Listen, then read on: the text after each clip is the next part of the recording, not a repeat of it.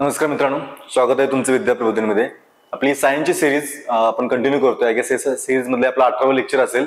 9वी सायन्सचा अजून आपला काही पार्ट शिल्लक आहे तो आपण काय करतो या व्हिडिओ मध्ये आता कंप्लीट करण्याचा प्रयत्न करू आपण. मला वाटतं 9वी साठी अजून एखादा व्हिडिओ आपल्याला आवश्यक भासेल, कारण का सिलेबस मोठा आहे तुमचा 9वीचा. आणि त्यानंतर आपली 10वीचे पार्ट 1 आणि 10वीचे पार्ट 2 असे अजून आपले 2 पुस्तकं शिल्लक आहेत. ते देखील आपण काय करणार आहे की कंप्लीट करणार आहे. पण व्हिडिओला सुरुवात करण्याआधी तुम्ही जर चॅनलला सबस्क्राईब केलं नसेल चॅनलला सबस्क्राईब करा. व्हिडिओ आवडले असल्यास लाईक करा. तुम्ही जर सिरीज कंटिन्यू बघताय, तुम्हाला माहिती आहे की सिरीज किती आपण एकदम डिटेलमध्ये आपण सिरीज कंटिन्यू करतोय. त्यामुळे व्हिडिओला लाईक करा आणि तुमच्या मित्रांपर्यंत व्हिडिओ शेअर करा. सो नेक्स्ट बघतो आपण 9वी मध्ये तुमचा चॅप्टर नंबर 14. चॅप्टरचं नाव आहे पदार्थ आपल्या वापरातील. सो काही म्हणू आपण की जनरल काही तुमचे पदार्थ आहेत, काही सबस्टन्स आहेत जे आपण काय करतो की डेली लाईफ मध्ये युज करतोय आपण.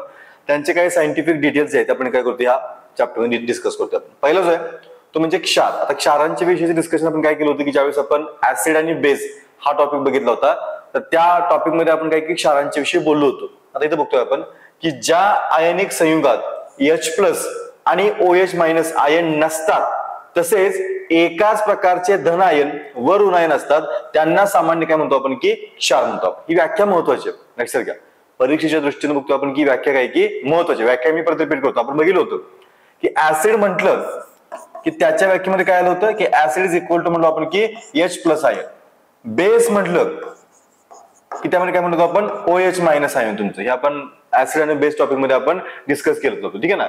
मग आता आपण काय म्हणतोय की ज्या वेळेस एखाद्या आयनिक संयुगामध्ये काय म्हणतो आपण की H+ किंवा OH- अशा दोन्ही प्रकारचे आयन नसतात किंवा एकाच प्रकारचे धन आयन किंवा ऋण आयन असतात, त्यांना काय म्हणतो आपण सामान्यपणे क्षार म्हणतो आपण. एक्झाम्पल काय ते बघा, Na2SO4, K3PO4, त्यानंतर CaCl2. हे तुमचे काय आहेत की काही क्षारांचे एक्झाम्पल्स आहेत.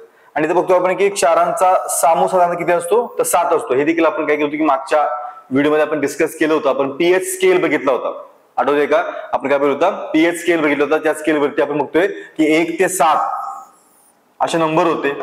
त्यानंतर पुढे 7 ते 14. सो आपल्याला माहिती होती की 1 ते 7 पर्यंतची गोष्टी असतात काय म्हणतो आपण त्यांना ऍसिड म्हणलो होतो आपण. आणि 7 ते 14 काय म्हणलो आपण तुमचं बेस म्हणलो होतं. आणि बरोबर 7 वरच्या गोष्टी काय म्हणतो आपण न्यूट्रल म्हणतो. हे तुम्हाला पाठीमागच्या लेक्चर्स मध्ये बघायला मिळेल. त्यामुळे तुम्ही जर पाठीमागची लेक्चर्स बघितली नसतील तर ती बघून घ्या. आपल्या नेहमीप्रमाणे सूचना असतात की नवीन व्हिडिओ बघण्यात. तुम्ही जर ह्याच व्हिडिओला डायरेक्टली पोहोचला असाल तर तुमच्यासाठी रिक्वेस्ट आहे की तुम्ही पाठीमागच्या अगदी लेक्चर 1 पासूनची सिरीज पूर्ण बघून घ्या. तुम्हाला बऱ्याच गोष्टी कळून जातील.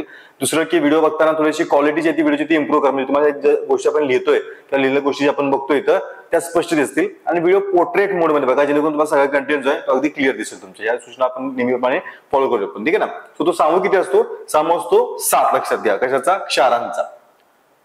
आता इथे आपण एक क्षार बघतोय ते म्हणजे की सोडियम क्लोराईड, ज्याला आपण साधं मीठ म्हणतो किंवा टेबल सॉल्ट म्हणतो आपण. ज्याचा केमिकल फॉर्म्युला काय NaCl. फार कॉमन गोष्ट आहे, पण तरी पण आपल्याला त्याच्याविषयी काही सायंटिफिक गोष्टी माहिती असणं गरजेचं आहे. बघा की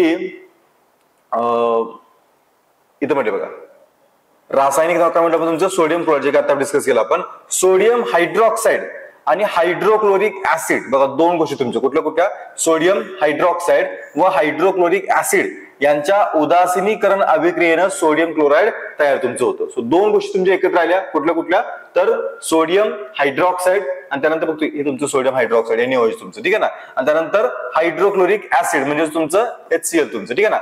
या दोन गोष्टी एकत्र येऊन तुमचं काय बनते तर आपण म्हणतो की सोडियम क्लोराईड मिळते, की जसं सामूहिक आहे जसं सामूहिक बघतो आपण की 7 आहे. इकडे तरी काही गुणधर्म आणि काही उपयोग दिले ते आपल्यासाठी महत्वाचे. तुमचं पहिलं काय, हे रंगहीन स्फटिकी आयनिक संयुग आहे ज्याच्या स्फटिकी रचनेत स्फटिक जल नसते. नीट लक्षात घ्या.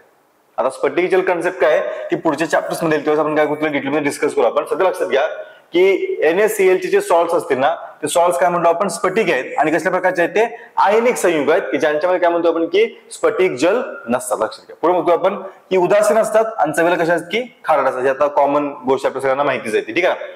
या संयुगांचा उपयोग NaTCO3 आणि NaHCO3 यासारख्या क्षारांच्या निर्मितीमध्ये होतो. लक्षात ठेवा, ठीक आहे ना. पुढे अजून काय उपयोग आहे का महत्वाचा, तर याची काय गरज नाही तुमचं.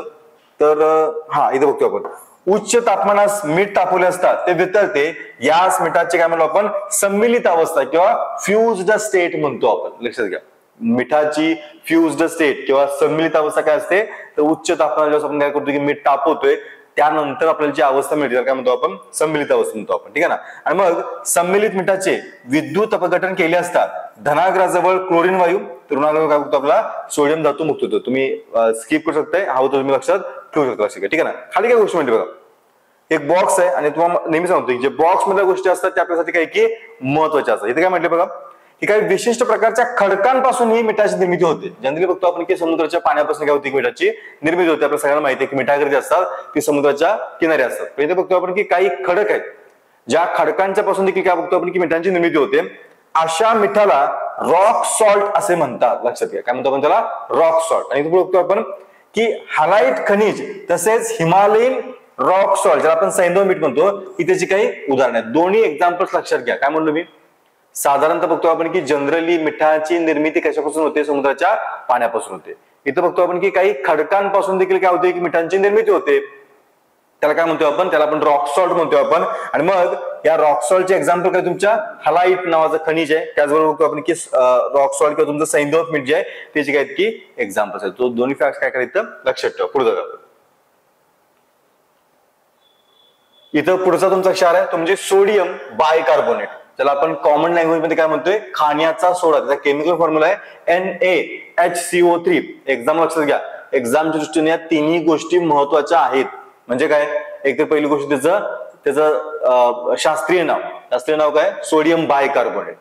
दुसरं काय तर खाण्याचा सोडा म्हणतो आपण त्याला, काय की कॉमन लँग्वेज मध्ये. आणि तिसरं काय, त्याचा केमिकल फॉर्म्युला काय तो NaHCO3. तिन्ही गोष्टी आपल्याला काय की एक्झामला विचारल्या जाऊ शकतात, आपल्याला माहिती असणं आवश्यक आहे. ठीक आहे. पुढं की ओल्या लिटमस बरोबर अभिक्रिया होऊन लाल लिटमस निळा होतो, म्हणजेच हा काय की आम्लारी धर्मी आहे तुमचा. आता थोडस बघतोय आपण की दोन गोष्टी आपण डिस्कस करतोय की हा जो NaHCO3 जो आहे, एक मिनिट, ह्याची आपण काय केली, ओल्या लिटमस बरोबर अभिक्रिया केली तर काय होतं की लाल लिटमस जो आहे तो निळा होतोय, म्हणजे तुमचा कसं आहे की आम्लारी. थोडासा बेसिक नेचरचा काय मिळतो आपल्याला की हे खाण्यासाठी आपल्याला बघा मिळते.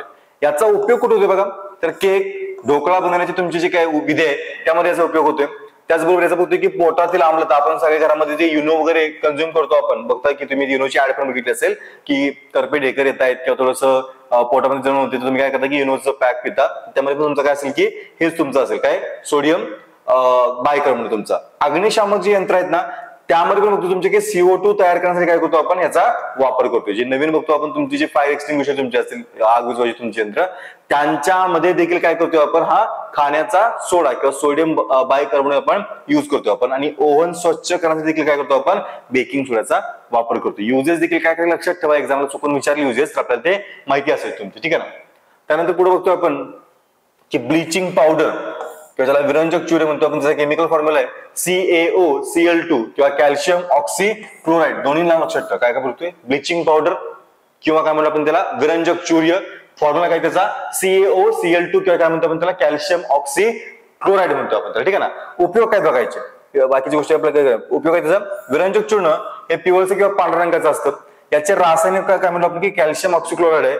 आणि याच्यामध्ये बघतोय की मोठ्या वेळ तुमचा काही क्लोरीनचा वास येतो. उपयोग कुठे बघा, उपयोग आहे जलशुद्धीकरण केंद्रामध्ये पिण्याच्या पाण्याचं निर्जंतुकीकरण करण्यासाठीचा वापर होतो. लक्षात घ्या बघा, ब्लिचिंग पावडर किंवा विरंजक चूर्ण वापर कुठे आहे, तर जलशुद्धीकरण केंद्रामध्ये काय करतो आपण, पाण्याचं निर्जंतुकीकरण करण्याचा युज करतो आपण. ठीक आहे ना. त्याचबरोबर जलतरण तलावातील म्हणजे तुमचे स्विमिंग टँक जे आहेत त्यातल्या पाण्याचं निर्जंतुकीकरण करण्यासाठी काय करतो आपण, याचा युज करतो. सो युजेस फार महत्वाचे तुमचे. त्याचबरोबर कपड्यांचं विरंजन करण्यासाठी, विरंजन म्हणजे कळतं ना की कपडे स्वच्छ करण्यासाठी बघतो आपण तुमचे की जे लॉन्ड्रीज वगैरे असतो तुमचे, त्यामध्ये पण बघतो की तुमचे काय की हे पावडर युज तुमचे होते. त्याचबरोबर रस्त्याच्या कडेला बघतो आपण कचऱ्यांच्या जागांचं जे काही निर्जंतुकीकरण आहे, अशा वेगवेगळ्या ठिकाणी बघतो आपण की निर्जंतुकीकरणासाठी, डिसइन्फेक्शन करण्यासाठी काय करतो आपण, या ब्लिचिंग पावडरचा किंवा विरंजक चूर्णाचा युज करतोय. सो दोन्हींची युज काय करा की थोडक्यामध्ये लक्षात ठेवण्याचा प्रयत्न करा. पुढे आपला धुण्याचा सोडा, ज्याला आपण वॉशिंग सोडा म्हणतोय, पण त्याचा फॉर्म्युला आहे Na2CO310H2O. त्याचा काय की हा फॉर्म्युला तुमचा. ओके. याच्यामध्ये बाकीच्या गोष्टींची काही आपल्याला फक्त लक्षात ठेवा की सुपेन पाणी ज्याला म्हणतो आपण किंवा दुष्पेन पाणी तुमचं काय करायचं की सुपेन पाण्यामध्ये रूपांतर करण्याचं काम तुमचं कोण करते की हे करते. दुष्पेन म्हणजे काय की थोडंसं जड पाणी आणि सुपेन म्हणजे काय थोडंसं हलकं पाणी. सो जड पाण्याचं रूपांतर हलक्या पाण्यामध्ये, जेणेकरून काय की तुम्हाला कपडे धुणं असेल किंवा आंघोळ करणं असेल अशा गोष्टी तुमच्या ते सोप्या होतील. जड पाण्यामध्ये बघतो आपण की ते थोडंसं डिफिकल्ट आहे. एक्झाम्पल सांगतो तुमच्या की समजा तुमच्या घरामध्ये बोरवेल असेल तर बोरवेलच्या पानांना कपडे धुणं थोडंसं डिफिकल्ट आहे, किंवा बोरवेलच्या पानांना आंघोळ करताना बघतो आपण की नंतर तुम्हाला आंघोळीचा थोडासा फील येत नाही. का? तर बोरवेलचं पाणी जड असतं. तेच बघतो आपण की नदीचं पाणी थोडंसं हलकं असतं, त्यामुळे नदीच्या पाण्यामध्ये बघतो आपण की कपडे काय निघतात की स्वच्छ निघतात तुमच्या. लक्षात घ्या, ठीक आहे. फक्त डिफरन्स लक्षात घ्या की बोरवेलचं पाणी तुमचं काय असणार, दुष्पेन पाणी, आणि नदीचं पाणी काय म्हणू आपण की सुपेन पाणी. पण त्या सुपेन पाण्याला पण अजून जास्त हलकं करण्याचं काम तुमचं कोण करतो, की धुण्याचा सोडा करतो. लक्षात ठेवा. बघा उपयोग करायचा तर प्रामुख्याने बघतो आपण की कपडे धुण्यासाठी प्रामुख्याने काय करतो, आपण युज करतो आपण. त्याचबरोबर काच उद्योग आहे, कागद उद्योग आहे, आणि पेट्रोलियम शुद्धीकरण असेल, या उद्योगांच्या मध्ये देखील काय करतो आपण तुमच्या याचा युज करतो आपण. लक्षात घ्या तुमचं, ठीक आहे ना. पुढे जाऊया आपण. हा पुढचा पॉईंट आहे आपला तुमचे की किरणोत्सारी पदार्थ, रेडिओ ऍक्टिव्ह सबस्टन्स आहे तुमचे. आता रेडिओ ऍक्टिव्ह म्हणजे काय, की आपण बघतोय की जी मूलद्रव्य आपण मागच्या काही लेक्चर मध्ये बघितली होती, त्या मूलद्रव्यांच्या मध्ये काही मूलद्रव्य असे असतात की ज्यांच्यामध्ये आपण काय म्हणलं होतं की त्यांचा केंद्रक स्टेबल नसतो. ठीक आहे ना. त्यांचं जे कोर आहे, केंद्रक आहे, तो जे सेंटर आहे त्यांचं स्टेबल नसतं. ते स्टेबल का नसतं, तर त्यांच्यामध्ये ऊर्जेचं प्रमाण काय की जास्त असेल तुमचं. मग ते ऊर्जा जी आहे ती काय करतील की किरणांच्या रूपात बाहेर टाकतात. म्हणजे किरण कोणती असतात, अल्फा किरण, बीटा किरण आणि गॅमा किरण. सो अशा प्रकारे किरण बाहेर टाकणाऱ्या मूलद्रव्यांना काय म्हणतो आपण, किरणोत्सारी पदार्थ म्हणतो आपण. त्यामुळे बघतो आपण की प्रामुख्याने युरेनियम आहे, थोरियम आहे, रेडियम आहे, यासारखे उच्च अणुअंक असताना तुमचे काही की मूलद्रव्य जे बघतो पण तुमचे अतिशय भेदक आणि उच्च दर्जा असताना काय करतो आपण की जे प्राण आहेत ते प्राण ते बाहेर टाकतात. आणि अशा प्रकारची किरण बाहेर टाकण्याच्या गुणधर्माला काय म्हणतो आपण, किरणोत्सार किंवा रेडिएशन. समजते का, सोपं आहे का, फार अवघड नाहीये. काय म्हणतात ते की असे काही मूलद्रव्य ज्यांचं केंद्रक अस्थिर आहे आणि त्यांच्या अस्थिर केंद्रातून काय करतात ते अदृश्य अशी किरण बाहेर टाकतात. अशा किरण बाहेर टाकणाऱ्या मूलद्रव्यांना काय म्हणतो आपण, रेडिओ ऍक्टिव्ह पदार्थ म्हणतो आपण, रेडिओ ऍक्टिव्ह मूलद्रव्य म्हणतो आपण. आणि ती जी काही प्रक्रिया आहे तिला काय म्हणतो आपण, रेडिएशन किंवा किरणोत्सर्ग म्हणतो. लक्षात ठेवा, ठीक आहे ना. पुढं इथे फॅक्ट महत्वाचे लक्षात ठेवा. काय, हेनरी बेक्वेरेल हे युरेनियमच्या पिंच ब्लेड या संयुगाचे संशोधन करत होते. त्यांनी याची काय केलं की तुमचा फोटोग्राफी वापर केला होता आणि त्यांच्या ऍक्सिडेंट, लक्षात, हेनरी बेक्वेरेल जे आहेत ना त्यांनी ऍक्सिडेंटली काय केलं होतं की किरणोत्साराचा शोध लावला. लक्षात घ्या, फॅक्ट काय महत्वाचे, हेनरी बेक्वेरेल जे आहेत त्यांनी ऍक्सिडेंटली ते काय करत होते की तुमचं हे जे युरेनियमचं तुमच्या पिंच ब्लेड जे होतं पदार्थ तुमचा होता, तुम्ही फोटोग्राफी प्लेट ठेवला होता, ड्रावर मध्ये झाकून ठेवते. आणि नेक्स्ट त्यांना कळलं की त्या फोटोग्राफी प्लेटवरती काही पॅटर्न्स तयार झाले तुमचे की जे की अपेक्षित नव्हते. त्यातनं त्यांना कळलं की ह्या पिंच ब्लेड मध्ये काही तुमच्या अशी गोष्टी आहेत, अदृश्य गोष्टी आहेत की ज्या ह्याच्यावरती काय करतात की तुमच्या फोटोग्राफी प्लेटवरती इम्पॅक्ट करतात. त्यातनं बघतो की तुमच्या किरणोत्साराचा शोध लागला. सो ते लक्षात ठेवा फक्त की हेनरी बेक्वेरेल हे नाव महत्वाचं तुमचं, ठीक आहे ना.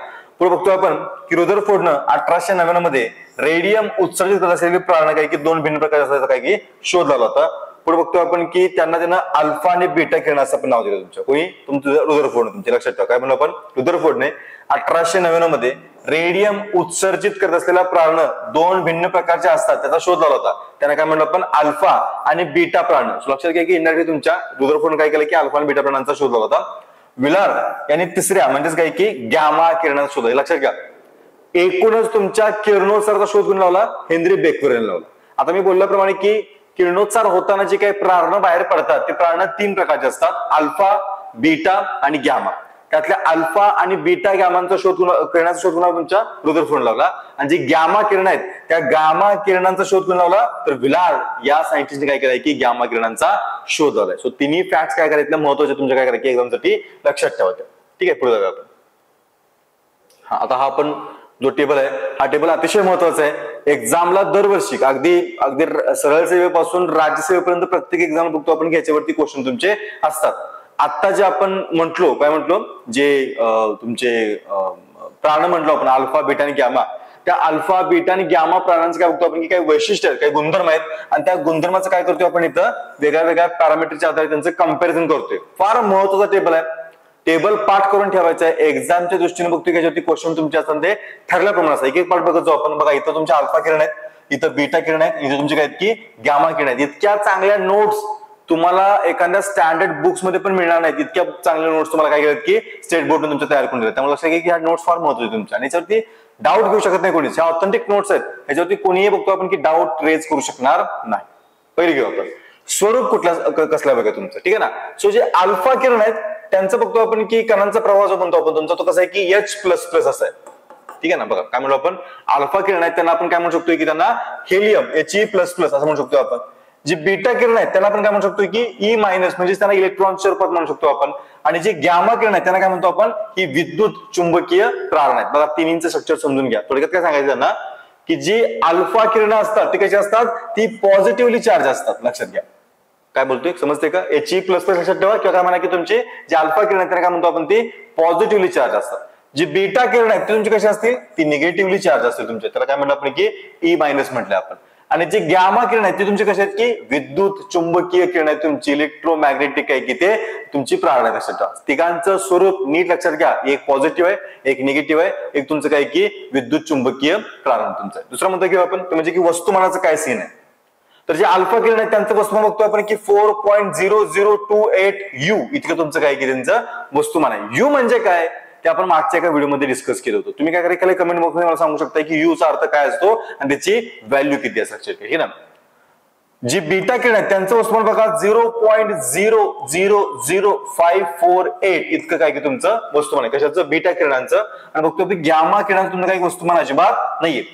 कळतंय का? सो याचा अर्थ काय, सर्वात जास्त वस्तुमान कोणाचं आहे तुमच्या अल्फा किरणांचं. एक्झामला असेच क्वेश्चन तुमच्या येतील. मे बी तुम्हाला हा नंबर विचारणार नाहीत, विचारलं काय की 3 किरणांचं कंपॅरिझन करता सर्वात जास्त वस्तुमान कोणत्या किरणांचं, तर काय आपल्याला कळलं पाहिजे की अल्फा किरणांचं वस्तुमान काय की सगळ्यात जास्त आहे. बीटा किरणांचं यांच्यापेक्षा कमी आहे. आणि गॅमांचं काय बघतो आपण की सगळ्यात कमी वस्तुमान आहे. समजलं का? वस्तुमानांच्या दृष्टीने जर क्रम लावा म्हटला तर काय करू आपण की अल्फा किरणांचं वस्तुमान सगळ्यात जास्त, बीटांचं त्यांच्यापेक्षा कमी आणि गॅमांचं त्याच्यापेक्षा कमी तुमचं. ठीक आहे ना. पुढे आपण प्रभार किती आहे तुमचा किंवा किती तुमचा चार्ज असतो. सो अल्फा किरणांचे बघतो आपण की +2 इतका चार्ज होतो, आपण वरती पण लिहिला होता. बीटा किरणांचे बघतो आपण तुमच्या -1 इतका चार्ज होतो, आपण वरती लिहिला होता. आणि जे गॅमा किरण तुमचे कसे आहेत की प्रभार रहित आहेत, त्यांच्यावरती ना पॉझिटिव्ह चार्ज आहे ना त्यांच्यावरती निगेटिव्ह चार्ज आहे, ते कसे तुमचे चार्ज लेस आहेत. लक्षात घ्या. ठीक आहे ना. नेक्स्ट पुढे वेग बघतोय आपण. तर यांचा जो वेग आहे अल्फा किरणांचा जो वेग आहे तो प्रकाशाच्या वेगाच्या 1.5 ते काय सॉरी 1/5 ते 1/20 पट इतका आहे तुमचा. ठीक आहे ना. कशाच्या? प्रकाशाच्या वेगाच्या. बीटा किरणांचा बघतो आपण तुमचा 1/5 ते काय बघतो आपण 9/10, म्हणजे ऑलमोस्ट लक्षात घ्या 9/10चा अर्थ कळते का? 10चा 9वा भाग म्हणजे ऑलमोस्ट 10 म्हणतोय आपण. याचा अर्थ काय की जर वेग विचार केला तिथे बघा गॅमा किरण काय म्हणतात प्रकाशाच्या वेग आहेत का. सो वेगाचा विचार केला तर सर्वात जास्त वेग तुमच्या कोणाचा आहे? गॅमा किरणाचा. किती आहे तो? ऑलमोस्ट प्रकाशाच्या वेग आहेत काय. 2 नंबरला कोण आहे आपलं? बीटा किरण. किती? तर जवळपास प्रकाशाच्या वेग आहेत. कारण काय बघतोय की 9 पैकी 10 म्हणतो आपण तुमचं, म्हणजेच काय 10 नाहीये पण जवळपास तुमच्या काय की 10च्या आहेत. आणि जर गॅमा अल्फा किरणांचा विचार केला तर 1/20 म्हणतोय. सो त्यांचा बघतो आपण की बऱ्यापैकी तुमच्या काय की प्रकाशाच्या वेगापेक्षा कमी वेग आहे. सो बघा मगाशी काय बघितलं आपण वस्तुमान दृष्टी जर गेलो आपण तर सगळ्यात जास्त अल्फा किरणांचं, 2 नंबरला बीटा किरण, 3 नंबरला गॅमा किरण वस्तुमान वाईज. स्पीड वाईज जर गेलो आपण तर काय कळतं आपल्याला की तुमच्या गॅमा किरणांचं तुमचा वेग सगळ्यात जास्त, बीटा किरणांचा 2 नंबरला आणि तुमच्या अल्फा किरणांचं काय की 3 नंबर असेल. नेक्स्ट विद्युत क्षेत्रातलं विचलन, म्हणजे समजा एखादं आपण विद्युत क्षेत्र ठेवलं असेल जिथं पॉझिटिव्ह आणि निगेटिव्ह दोन्ही चार्ज तुमचे 2 साईड आहेत तुमचे, तर आपण काय म्हणतो की तुमचं विद्युत क्षेत्र. त्या विद्युत क्षेत्रामध्ये जाताना ह्या तुमच्या किरणांच्यावरती काय परिणाम होतोय. सो पहिलं बघतो आपण की जे अल्फा किरण आहेत ऑब्व्हियसली त्यांच्यावरती चार्ज कोणता आहे? त्यांच्यावरती +2 चार्ज आहे. त्यामुळे त्यांचं जे काय आकर्षण आहे कुठं असणार तुमचं ते ऋण पट्टीकडे आकर्षण असेल. ऑब्व्हियसली पॉझिटिव्ह निगेटिव्ह काय असणार की आकर्षण. त्यामुळे अल्फा किरण त्या विद्युत चुंबकीय प्रारणातनं सॉरी त्या क्षेत्रातनं पास होताना ते कुठल्या बाजूला आकर्षित होतील? तुमच्या निगेटिव्ह बाजूला आकर्षित होतील तुमच्या. ठीक आहे ना. ते सेम तुमचे जे बीटा किरण आहे त्यांच्यावरती चार्ज कोणता आहे? त्यांच्यावरती निगेटिव्ह चार्ज आहे. त्यामुळे ते आकर्षित कुठल्या चार्ज कडे होतील? ते पॉझिटिव्ह चार्ज आकर्षित तुमच्यावरती. ठीक आहे ना. पुढे यांच्यावरती बघतो आपण तुमचे गॅमा किरण जे आहेत त्या गॅमा किरणांच्यावरती कोणत्या प्रकारचं काही नाही की चार्ज नाहीये. त्यामुळे त्यांना अल्फा किरण सॉरी ना ते पॉझिटिव्ह चार्ज आकर्षित होतील ना ते बीटा सारखं तुमच्या काही निगेटिव्ह आकर्षित होतील. कुठल्याही बाजूला ते आकर्षित होणार नाही. लक्षात घ्या. ठीक आहे ना. पुढं भेदन शक्ती विचार. भेदन शक्ती म्हणजे ना की एखाद्या गोष्टीतनं आर पार जाण्याची शक्ती तुमच्या. सो बघतो आपण यांची किती आहे तर कमी आहे साधारणतः 0.02 मिलीमीटरचा काय किती अल्युमिनियमचा पत्रा भेटू शकतात.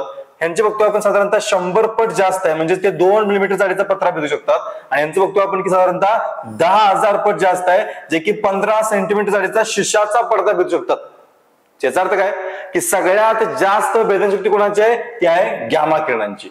2 नंबरला बीटा किरणांची आणि सगळ्यात कमी तुमची कोण आहे तर अल्फा किरण. सो लक्षात घ्या प्रत्येकाचा क्रम म्हणजे वस्तुमानानुसार त्यानंतर वेगानुसार, नंतर काय बघतो आपण तुमच्या भेदन शक्तीनुसार. प्रत्येकाचा क्रम आपल्याला व्यवस्थित माहिती असणं आवश्यक आहे. नेक्स्ट पुढचा पॅरामीटर आहे तुमचा आयनी भवन, आयोनायझेशन पॉवर. लक्षात घ्या, जेवढं तुमचं स्पीड कमी तेवढी तुमची आयोनायझेशनची पॉवर काय असते की जास्त असते. लक्षात घ्या, ठीक आहे ना. मग त्याशिवाय बघतो आपण की जी अल्फा कण आहेत त्या अल्फा कणांची वेग सगळ्यात कमी आहे, त्यामुळे त्यांची बघतो आपण की आयन पॉवर कशी सगळ्यात जास्त आहे. बीटा किरणांची बघतो आपण तुमच्या की परत काय की स्पीड थोडंसं जास्त आहे, त्यामुळे त्यांची काय की जी आयनायझेशन पॉवर तुमची कशी थोडीशी कमी आहे. आणि गॅमा किरणांचं बघतो आपण तुमच्या वेग सगळ्यात जास्त आहे, त्यामुळे आयोनायझेशन पॉवर काय की त्यांची सगळ्यात कमी आहे. लक्षात घ्या. आणि पुढचा मुद्दा तुमचा तो म्हणजे की प्रतिदीप्ती निर्माण करण्याची क्षमता. प्रतिदीप्ती म्हणजे काय, पुढे एक पडदा असेल, फ्लोरोसेंट तुमचा पडदा असेल, त्या पडद्यावरती आदळल्यानंतर त्यांच्यामध्ये निर्माण तुमचा काय की जो उजेड तुमचा असेल आपण प्रतिदीप्ती म्हणतोय. इथे बघतो आपण की मोठ्या प्रमाणावर करतील. अल्फा किरण जर पडद्यावरती आदळीत तर काय करतील, ते मोठ्या प्रमाणावरती प्रतिदीप्त होतील. बीटा किरण अत्यंत अल्प आणि गॅमा किरण तुमचे काय की फार अल्प. टेबल महत्वाचं आहे. मी ज्या ज्या गोष्टी आपण डिस्कस केल्या टेबलवरती त्या तुमच्यासाठी महत्वाच्या आहेत. एक्झामला याच्यावरती प्रत्येक वर्षी ठरल्याप्रमाणे क्वेश्चन असतो. तुम्ही हे जर व्यवस्थित केला तर तुमचा 1 मार्क कुठेही जात नाही. लक्षात घ्या, ठीक आहे ना. Next minute. हा इथे काय म्हणले बघा, इथे अजून काही 2-3 मुद्दे घेतले आपण. पहिलं म्हणजे नैसर्गिक किरणोत्सर्ग म्हणले. त्यांनी काय सांगितले, साधारणतः निसर्गामध्ये 82 ते 92 अणुक्रमांकांची मूलद्रव्ये स्वयंस्फूर्त किरणोत्सार काय करतात की तुमच्या निर्माण करतात. बघा कुठला अणुक्रमांक आहे, आपण बघतो अणुक्रमांक बघितलं आपण. त्या अणुक्रमांकामध्ये साधारणतः 82 पासून 92 पर्यंतचे जे मूलद्रव्य आहेत ना ते काय करतात तुमचे नॅचरली रेडिएक्टिव्ह तुमचे असतात. ठीक आहे ना. पुढे बघतो आपण त्यांना काय म्हणतो आपण नैसर्गिक किरणोत्सारी मूलद्रव्य म्हणतो आपण. आणि कृत्रिम काय तर फ्रेडरिक क्युरी तुमचा असेल, त्यानंतर आयरेन क्युरी तुमच्या असतील, यांनी काय केलं की तुमच्या प्रवर्तित किरणोत्साराचा शोध लावला होता. म्हणजे काय की प्रयोगशाळेमध्ये निर्माण केलेली तुमची किरणोत्सारी पदार्थ तुमची. ठीक आहे ना. आणि मग त्याच्याबद्दल बघतो त्यांना की 1935 काय मिळालं की नोबेल प्राइज देखील मिळालं. फक्त 2 नावं लक्षात ठेवा. हा एक नंबर लक्षात ठेवा की नैसर्गिक किरणोत्सार होत असताना ती जी मूलद्रव्य आहेत ना त्या मूलद्रव्यांचा काय की अनुक्रमांक किती असतो तो 82 ते 92 असतो. लक्षात घ्या, ठीक आहे ना. दोन्ही फॅक्टर आपल्यासाठी महत्वाचे. हा उपयोग पण महत्वाचे तुमचे किरणोत्सारामुळे तुमची की समस्थानिकांची असतात त्या समस्थानिकांचे उपयोग काय. मागे पण एका चॅप्टर मध्ये आपण काय केलं होतं की समस्थानिकांचे उपयोग जे आहेत ते डिस्कस केले होते. पुन्हा आपण ते जे काही उपयोग आहेत ना थोडक्यात बघतोय आपण. पहिलं बघतोय आपण की औद्योगिक क्षेत्रामध्ये उपयोग बघतोय. पहिले तुमचं रेडिओग्राफी आहे. साधारणतः बेडाच्या वस्तू किंवा लोखंडाची वितळजळ असतील यातल्या भेगा पोकळी ही आपण जे बघतो ना ती गॅमा किरणांच्या साहाय्याने शोधतो आपण. लक्षात घ्या नीट. रेडिओग्राफी म्हटलं आपण ज्यामध्ये काय करतो आपण बेडाच्या वस्तू लोखंडाचे वितळजळ असतील ना याच्यामध्ये जर काय भेगा त्याच्यामध्ये क्रॅक असेल ना तर तो क्रॅक शोधण्याचं काम कसं करतो आपण गॅमा किरणांच्या यूज करतोय आपण. पुढे बघतोय आपण यासाठी यूज काय करतो आपण यासाठी आपण कोबाल्ट 60 इरिडियम 192 यासारख्या समस्थानिकांचा यूज करतो. लक्षात घ्या रेडिओग्राफी करण्यासाठी आपण कुठल्या समस्थानिकांचा यूज करतोय आपण तर कोबाल्ट 60 किंवा इरिडियम 192 तुमचं. ठीक आहे ना. त्याचबरोबर बघतोय धातू कामातील दोष शोधण्यासाठी काय करतो आपण हे तंत्र यूज करतो आपण कुठलं रेडिओग्राफीचं. पुढं जाडी घनता पातळी याचे मापन करणे. साधारणतः बघतो आपण की अल्युमिनियम प्लास्टिक लोखंड अशा पदार्थांचं कमी अधिक जाडीच्या पत्र्यांचे उत्पादन करताना हवी तेवढी जाडी कायम राखण्यासाठी बघतो आपण की किरणोत्सारांचा यूज करतो आपण. त्याच्याविषयी मला तिथे काही डिटेल दिले नाही त्याची आपल्याला गरज पण आहे तुमची. ठीक आहे सोडून द्या.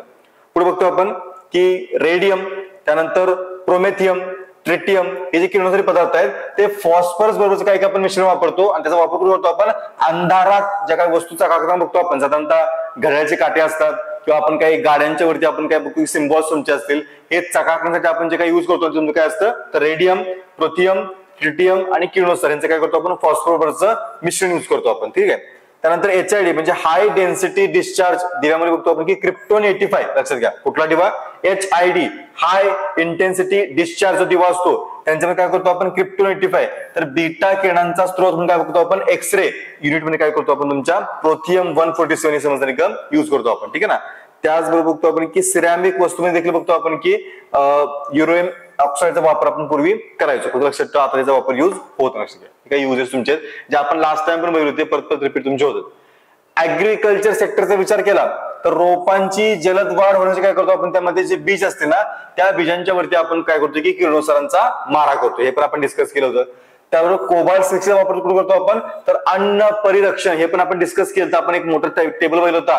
अन्न परिरक्षण म्हणजे काय की प्रिझर्वेटिव्ह म्हणून तुमचे की अन्नाला तुम्हाला प्रिझर्व करून ठेवायचं आहे, त्यात काय करतो आपण कोबाल्ट 16 यूज करतो आपण. त्याबरोबर कांदे बटाटे यांना मोड येऊ नयेत म्हणून त्यांच्यावरती काय करतो आपण कोबाल्ट 16 या गॅमा किरणांचा मारा करतो आपण. त्याचबरोबर विविध पिकं आहेत तुमच्या त्यांच्या संशोधनामध्ये अणुरेखक म्हणून काय करतो आपण स्ट्रॉन्शियम 90 हे काय करतो आपण युज करतो. हे युजेस आपण मागे पण डिस्कस केले, पुन्हा पुन्हा येत आहेत लक्षात घ्या. एक्झामला याच्यावरती 100% क्वेश्चन्स असतात, त्यामुळे हे जी मुद्दे आहेत त्या लक्षात ठेवणं गरजेचं आहे. त्या बघतो आपण वैद्यकशास्त्राचा विचार केला आपण तुमच्या तर पॉलिसायथेमिया या रोगामध्ये काय बघतो आपण की तांबड्या रक्तपेशींचं प्रमाण वाढतं, याच्यावरती उपचार म्हणून काय करतो आपण फॉस्फरस 32 यूज करतो, नीट लक्षात घ्या. त्याचबरोबर हाडांचा कर्करोग आहे, याच्यामध्ये उपचार करताना बघतो आपण की स्ट्रॉन्शियम 89, स्ट्रॉन्शियम 90, त्यानंतर समारियम 153 आणि रेडियम 223 यांचा काय करतो आपण युज करतो कशामध्ये हाडांच्या कर्करोगामध्ये. त्याचबरोबर हायपर थायरॉइडिझम मध्ये बघतो आपण की गलग्रंथी मोठी होते, त्यामध्ये वजन कमी होणं किंवा झोप न लागणं तुमच्या गोष्टी तुम्हाला दिसतील.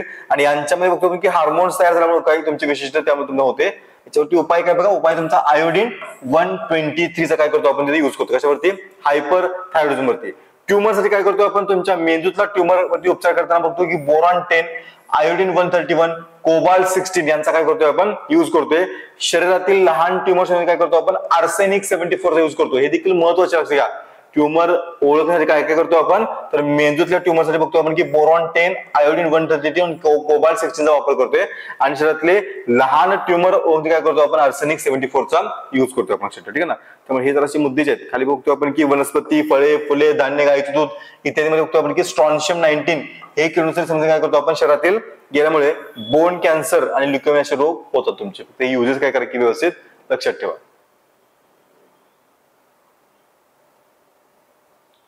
याच्यामध्ये